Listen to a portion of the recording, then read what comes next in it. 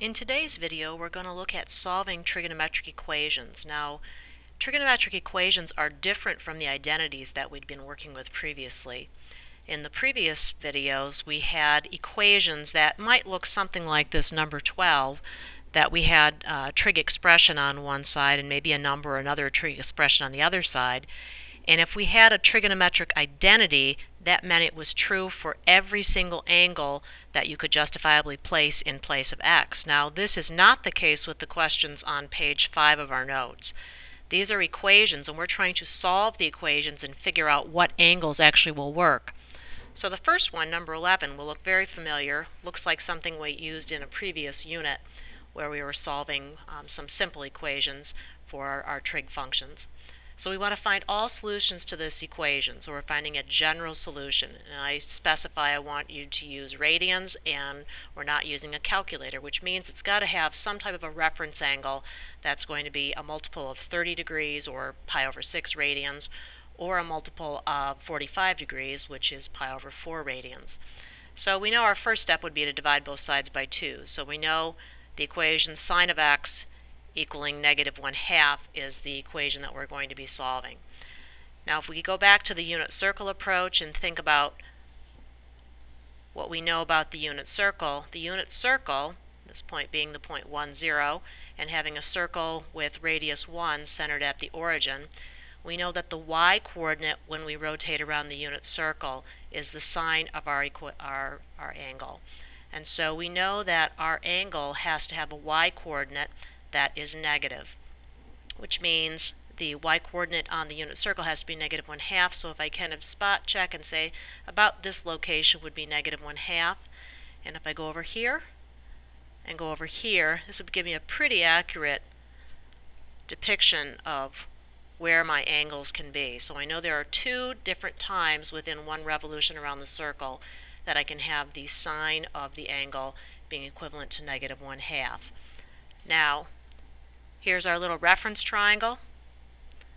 We know our little reference triangle has this coordinate being negative 1/2, which means we're going to have the x-coordinate here be the square root of 3 over 2.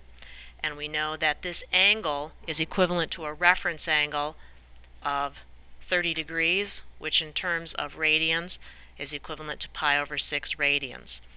Now, because we're in the 4th quadrant, this little reference angle is actually rotating in the negative direction. So when we give our answers for this, we have a couple different ways we can solve and give for x.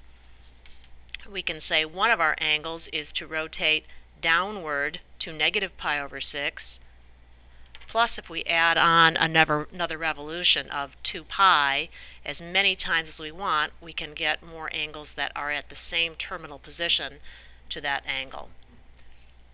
Now, to find this one, we know all the way rotated to this axis is pi radians, and we're going pi over 6 beyond that, so that angle would be 7 pi over 6.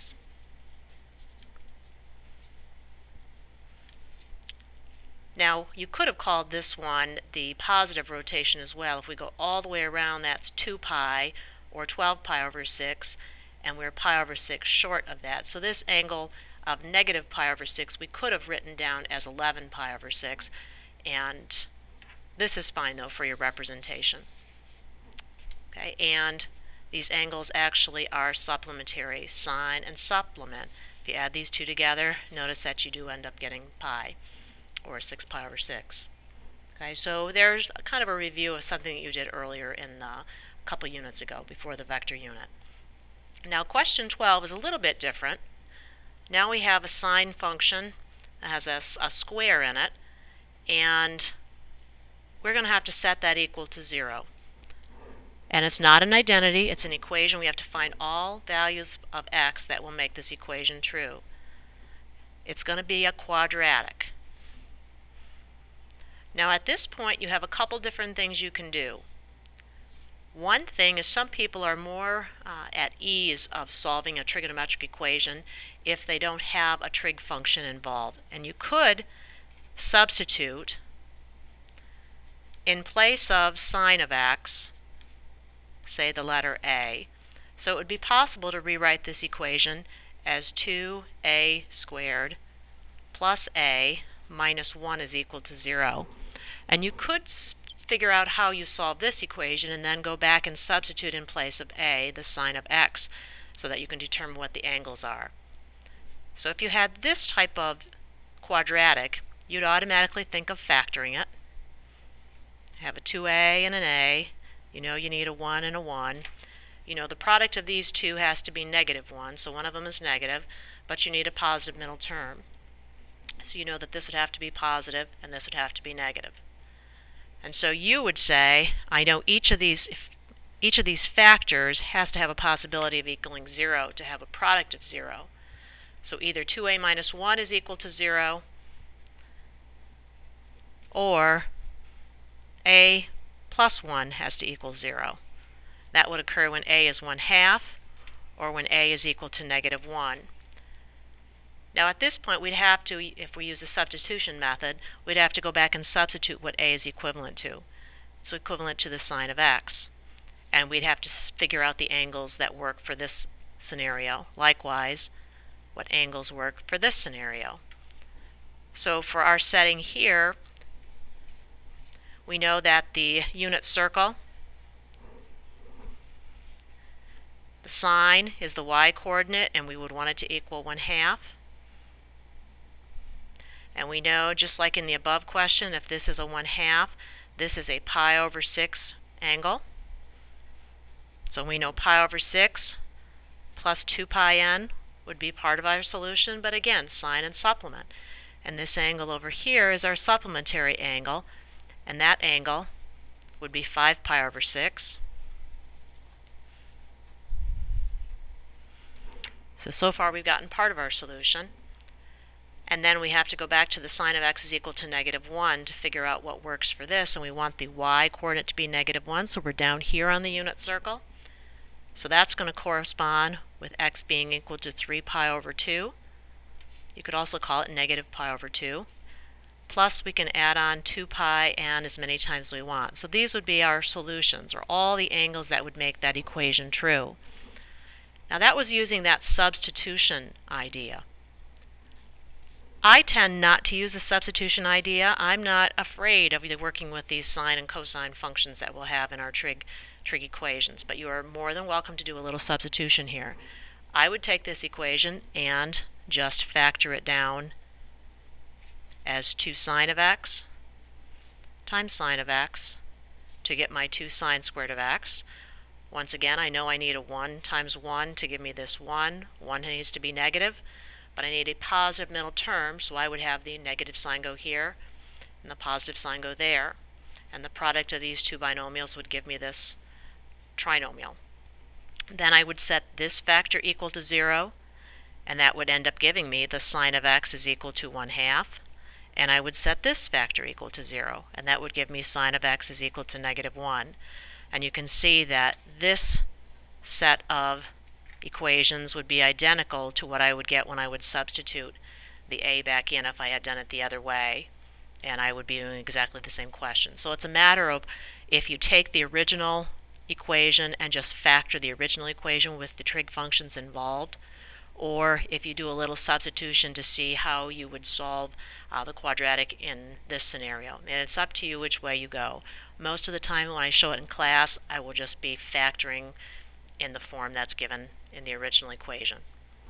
Okay, so we have one more to look at. And on number 13, we now have a cosine function.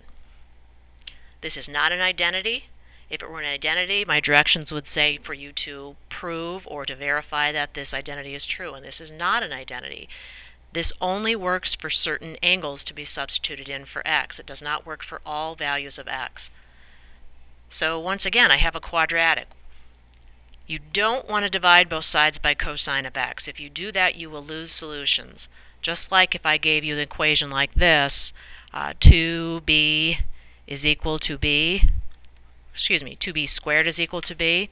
If I divide both sides by b in this setting, I actually lose a solution of letting b be 0 be a solution. For instance, if I set this equal to 0, and I factor out the common factor of b, you can see that b could equal 0 or b could equal 1/2.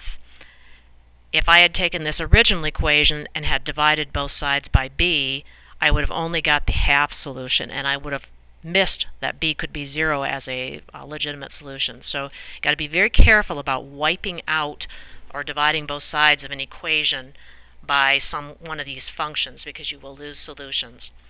So in general, if it's a square, you set it equal to 0 and try to factor. So we had 2 cosine squared of x minus cosine of x is equal to 0. Now these have a common factor of cosine of x, so I'll factor that out. Be careful about double checking to make sure that when you distribute, you get the same equation back. And if the product of two factors is equal to 0, then one of the factors must equal 0.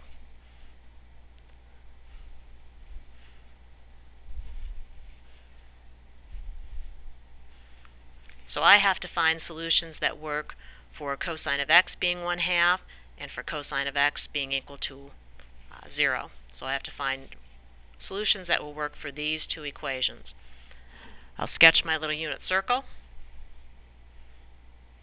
Now you do have to be careful here, because the context of this question is this x is acting as an angle in our case. When I rotate around the unit circle, the x coordinate on my unit circle is not the angle. You have to be careful. It's the cosine of this angle.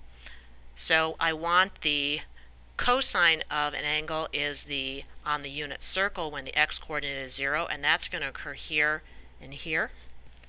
So solutions to this would be angles where I'm at pi over 2 plus 2 pi n, or at, I could say negative pi over 2 and use the cosine and opposite.